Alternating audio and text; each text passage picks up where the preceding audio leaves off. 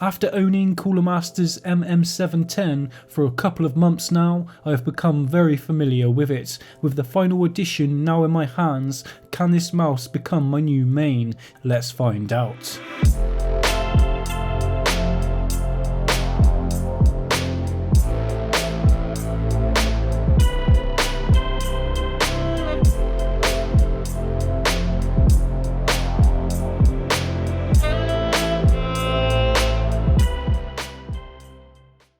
What's up everyone, it's Mark from Silence Tech, and today we're checking out the MM710 from Cooler Master. I know a lot of people have extremely high hopes for this, and it's the only alternative right now to the final mouse Cape Town, at least until the Model O- is released from Glorious. Final Mouse's Cape Town is available for purchase as long as you're prepared to pay upwards of $200 on eBay from third-party sellers.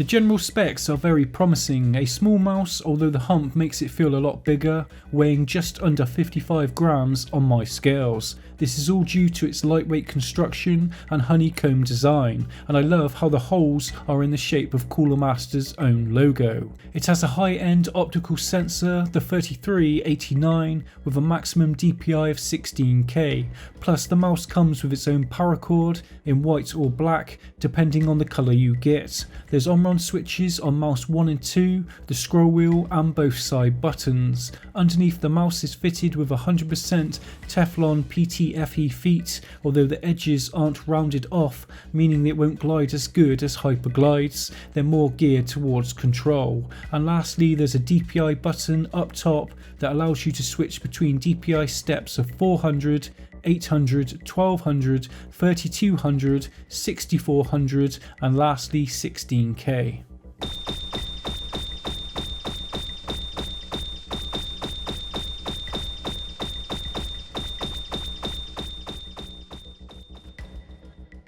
Dimensions are pretty unique. This mouse measures 12 centimeters from front to back. General width is 5.5 centimeters at the ideal gripping point while using claw. Height is around 4 centimeters at the back and 2.5 at the front, where my fingers come in contact with the left and right clicks. This mouse has a shape similar to Zowie's Davina S2, although they feel very different to hold as the S2 is much longer. Either way, if you love the S2 shape, this could be a great introduction to lightweight gaming mice.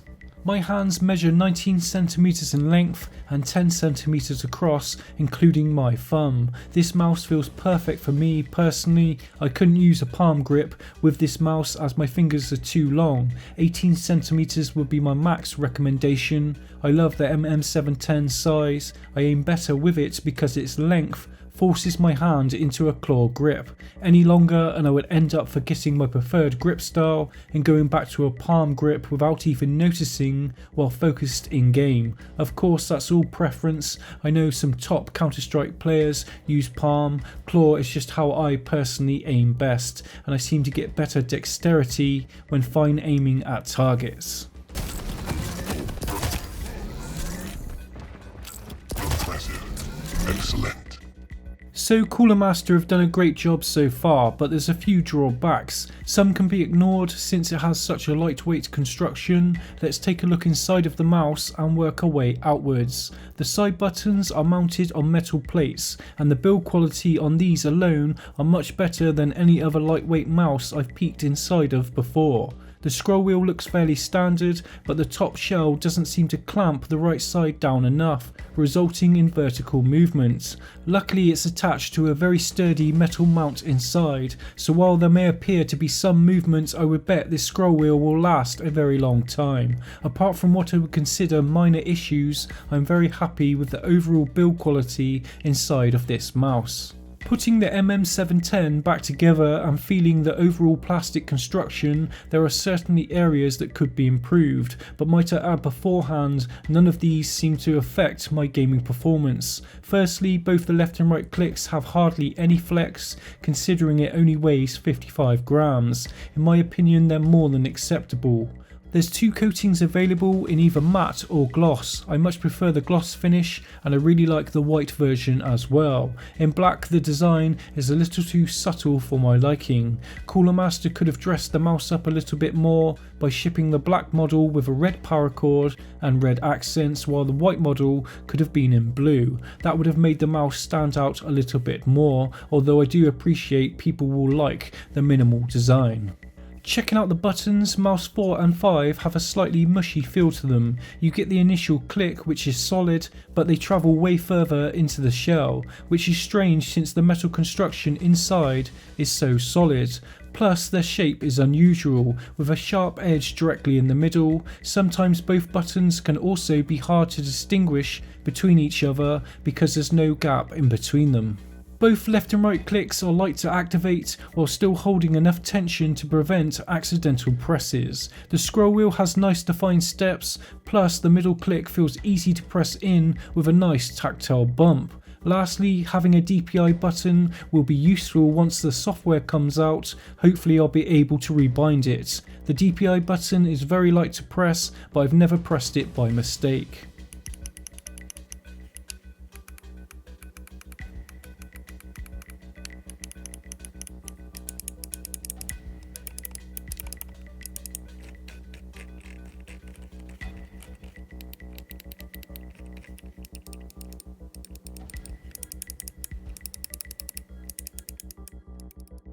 So after all that, what about gaming performance? I was using the Model O as my main, but I always felt it was a little too big for me.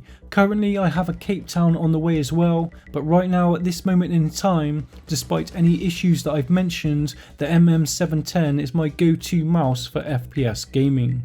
The lightweight construction, size and shape far outweigh any minor issues that I've previously mentioned. I can flick faster, perform micro adjustments easier and feel less tired over long gaming sessions. This mouse is amazing and I feel the overall size of the Model O was slightly holding me back from feeling the true benefits of a lightweight mouse. This I get better movement in fast-paced shooters due to its smaller size.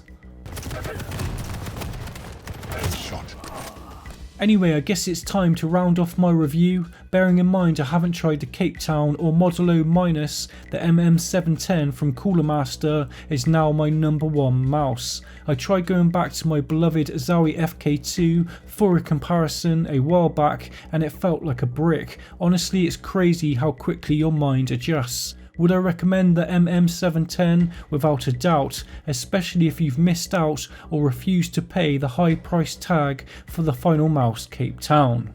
To be honest, I don't blame you. There's no way this mouse wouldn't perform just as good, although it's not as refined. The MM710's build quality is great considering the lightweight construction, and I love the shape. It suits my claw grip like the mouse was made for me alone. I hope you've enjoyed this review. Please remember to leave a like, and if you haven't already, to subscribe. I shall see you all very soon. I'm Mark from Silence Tech. Goodbye.